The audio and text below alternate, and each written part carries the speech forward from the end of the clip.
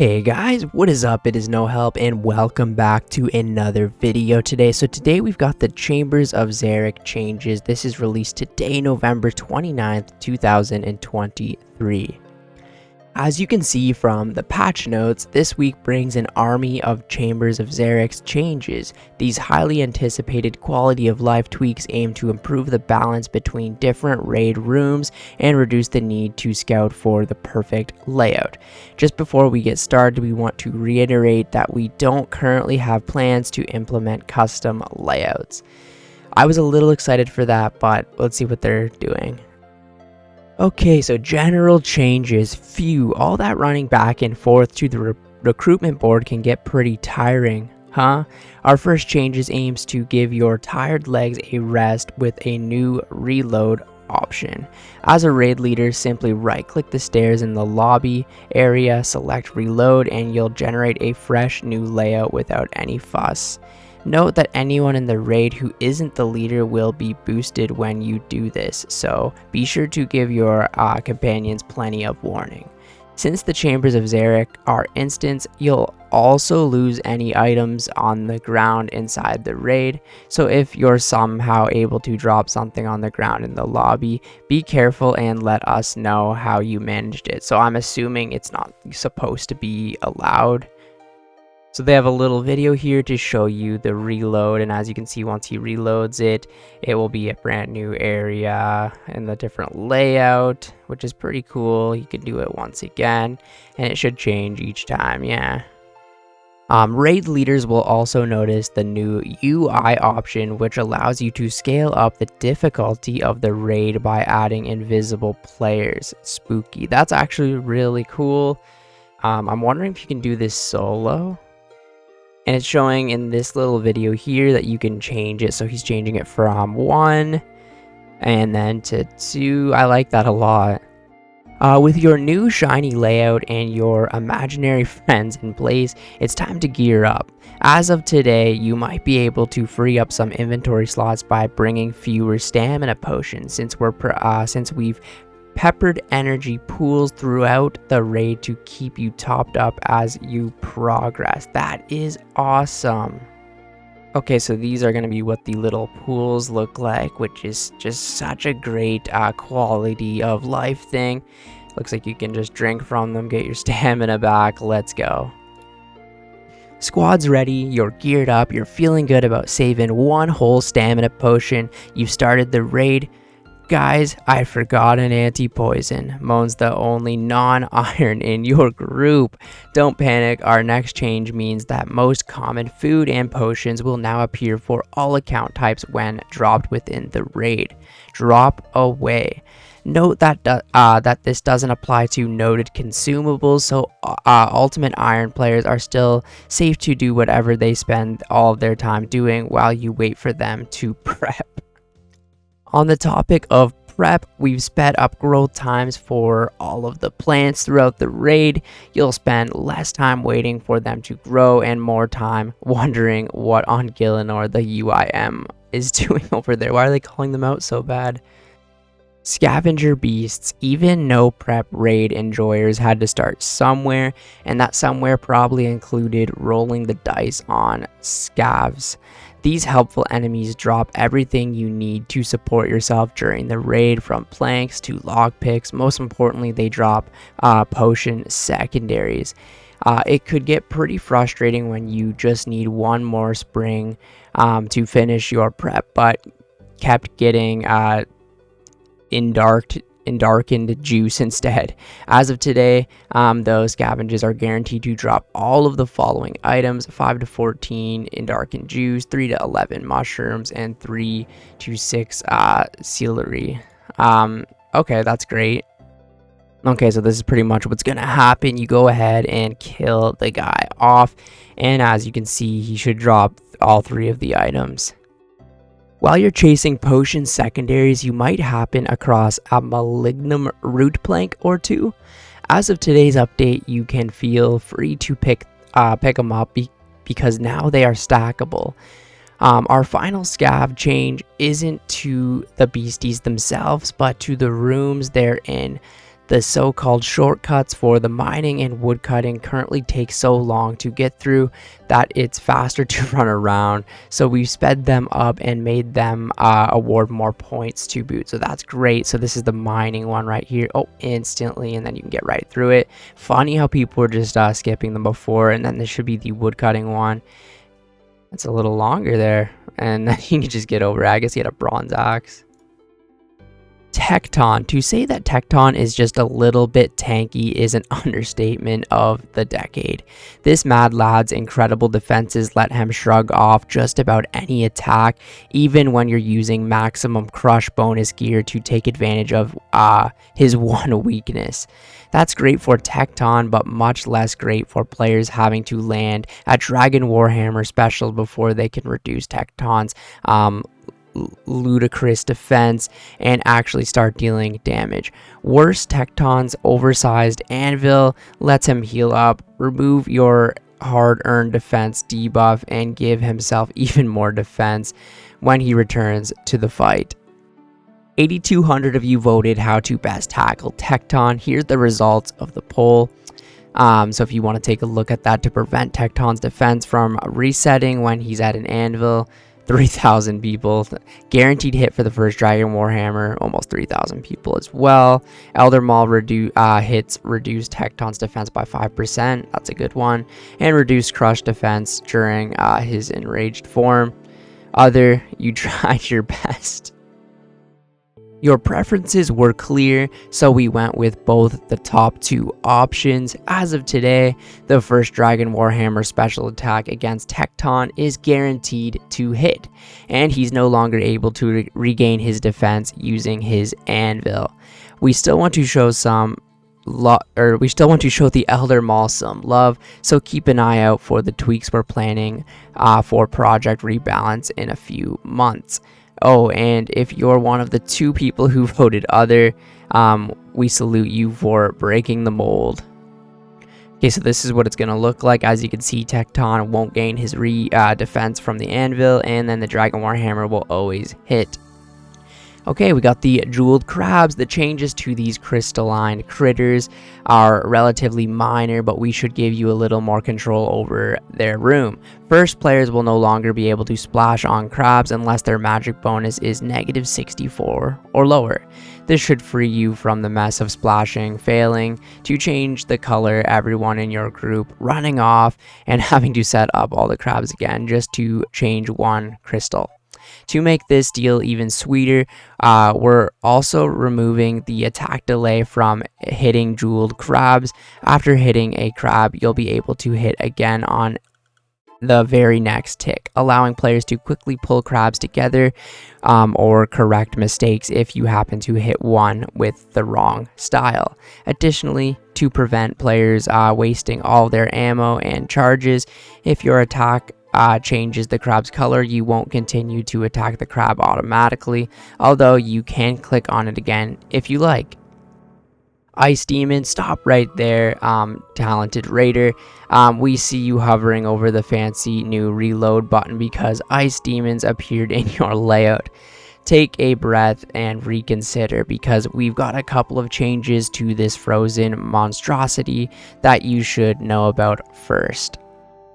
What if we told you that you no longer had to deal with depositing your whole inventory and rearranging everything just to chop kindling, because we've made it stackable up to a cap of 28? We hope that sounds good, because that's exactly what we've done. When it comes to actually using your kindling, you'll notice that lighting braziers now provides 32 points up from 24, and burning single kindling now awards 36 points up from 26. This should bring this room's point rewards in line with others, considering the low intensity of this encounter. In addition, when your party defeats the Ice Demon, everyone involved will now receive potion secondaries.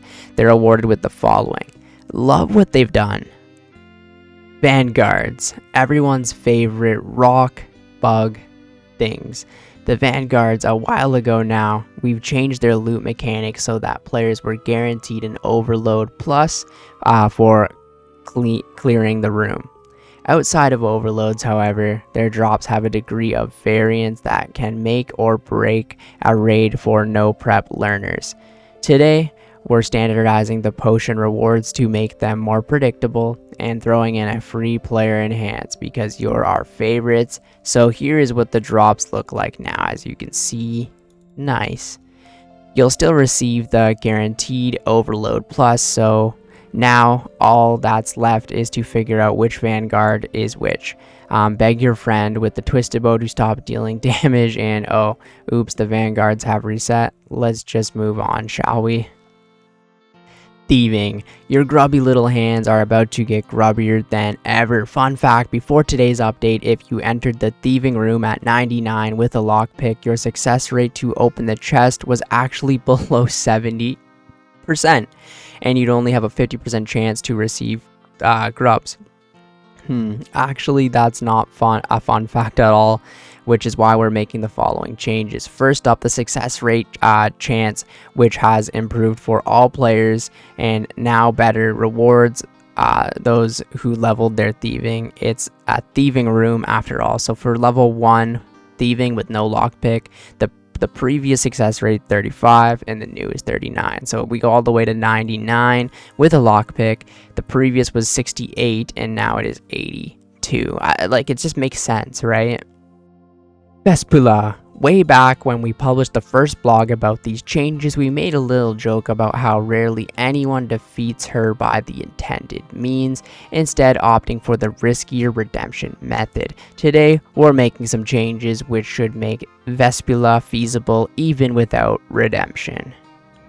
To understand Vespula, you have to know what she does when left to her own devices. Have you ever noticed all those gross, oversized grubs with HP bars hanging around her room?